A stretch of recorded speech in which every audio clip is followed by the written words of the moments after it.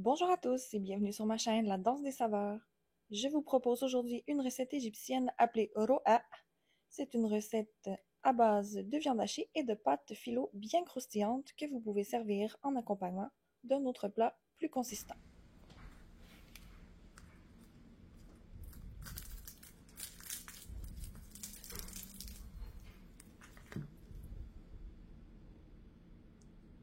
Pour les ingrédients, il vous faudra 600 g de viande hachée mi-maigre, une tasse d'oignons émincés, une cuillère à thé et demie de poudre d'ail, une cuillère à soupe et demie de mélange baharat égyptien et une cuillère à soupe d'huile d'olive.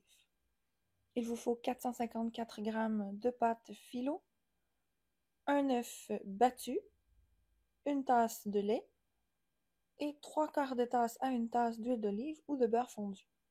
Dans un grand poêlon, je vais venir placer mon huile d'olive ainsi que mes oignons que je vais faire revenir pendant quelques minutes jusqu'à ce qu'ils soient légèrement dorés. Pour accélérer la cuisson, je vais couvrir les oignons et brasser quelques fois. Si jamais les oignons ont tendance à trop coller, vous pouvez ajouter un tout petit peu d'huile d'olive pendant la cuisson. Lorsque vos oignons sont bien dorés, vous allez pouvoir venir ajouter le bœuf haché. Puis vous allez venir le séparer dans la poêle. Donc vous venez répartir toute la viande sur l'ensemble de la poêle. Puis on va s'assurer qu'elle grille d'un côté d'abord avant de mélanger.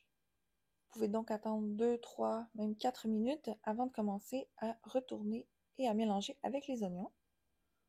Assurez-vous de bien séparer chaque grain de viande hachée. Lorsque la viande est bien cuite, vous pouvez venir ajouter du sel, du poivre, ainsi que votre mélange d'épices et la poudre d'ail. Pour le mélange d'épices égyptien, vous trouverez la recette dans la description. Vous pourriez aussi ajouter simplement un mélange 7 épices de commerce. Assurez-vous de bien répartir les épices partout dans la viande hachée et elle sera prête pour utilisation. Dans une plaque d'environ 2 à 3 cm de profondeur, vous allez venir badigeonner votre huile d'olive ou votre beurre fondu, puis vous allez pouvoir ajouter une première feuille de pâte filo. Essayez le plus possible d'avoir une plaque qui fait toute la grandeur de votre pâte filo, mais si ça dépasse un peu comme c'est le cas pour moi, il n'y a pas de problème, je vais vous montrer comment faire. Procédez en ajoutant maximum 2 à 3 feuilles de pâte filo à la fois, puis venez badigeonner généreusement avec votre huile d'olive ou votre beurre fondu avant d'ajouter encore 2 à 3 feuilles et procédez ainsi jusqu'à ce que vous passiez la moitié de votre paquet. Si comme moi vos feuilles de pâte filo dépassent, ça va être important à un certain stade de venir les replier et de badigeonner comme ceci. Et pour avoir une épaisseur à peu près égale partout, je vais venir placer 2 ou 3 feuilles à l'inverse pour venir les placer plus au centre, comme ceci. Puis je vais badigeonner toujours de la même façon. Lorsque j'ai terminé avec la première moitié de la pâte filo, je vais venir ajouter le mélange de bœuf haché que je vais bien répartir sur toute la surface. Puis vous allez pouvoir procéder exactement de la même façon avec le reste de votre pâte filo. Donc j'y vais 1, 2 ou 3 feuilles à la fois et je badigeonne encore une fois. Et je n'oublie pas de replier si c'est nécessaire pour avoir une belle pâte comme ceci.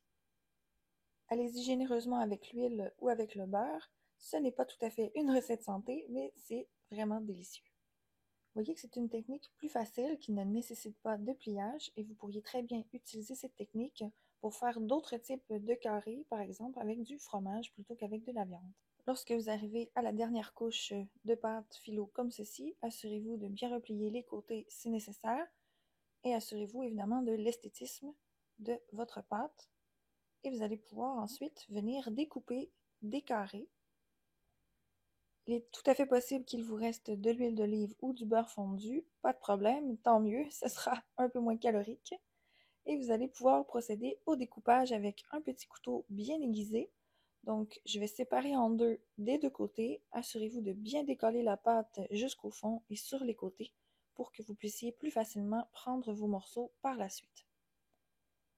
Donc, une fois que j'ai séparé en 4, je procède de la même façon. Je coupe la moitié en une autre moitié et je procède de la même façon à l'horizontale. Ça vous donnera donc 16 morceaux. Vous pourriez les laisser plus gros ou les couper encore une fois pour avoir de plus petits morceaux. À vous de voir, mais il me semble que cette grosseur pour moi est parfaite. Il ne restera plus qu'une étape avant d'enfourner, c'est de préparer notre mélange de lait et d'œuf pour venir le verser sur nos roas. Alors vous allez ajouter l'œuf au lait et bien battre, puis vous allez venir saler et poivrer le mélange. Vous allez venir ensuite verser équitablement votre mixture sur vos roas. Assurez-vous qu'il y en ait bien partout et de verser l'entièreté du mélange. Lorsque j'ai tout versé, je vais brasser un peu la plaque comme ceci pour m'assurer que le mélange descende jusqu'au fond et je vais pouvoir enfourner à 350 degrés pendant environ 35 à 40 minutes. Alors lorsque c'est bien doré comme ceci, ce sera prêt à servir. Vous pouvez laisser refroidir un peu avant le service. Et vous pouvez déposer dans une assiette au milieu de la table pour que les convives puissent se servir. Comme je le disais, c'est souvent un plat qui accompagne d'autres plats plus consistants.